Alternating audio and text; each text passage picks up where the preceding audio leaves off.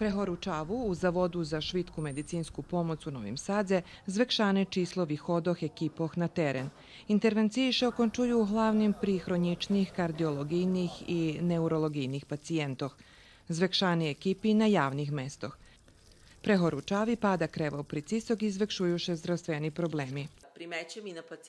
Oba čujem pri pacijentoh, kotri prihodza gumnježe i po prispozorenjoh u medijoh nje vod rahunka o zdraviju.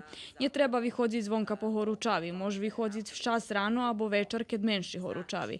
Trebaše ljehčejše obljekat, nošić šmati z prirodnih materijaloh, a ja vidim, že ljudze noša sintetiku. Skora u nje i nje diha i čustvo horučavi išće vekše.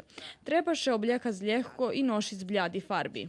Internisti i kardiologove sovituju, že bi trebalo za sobu nošic fljašku vodi, častejše pic pokus vodi, nje konzumovac alkohol i gazirani pica.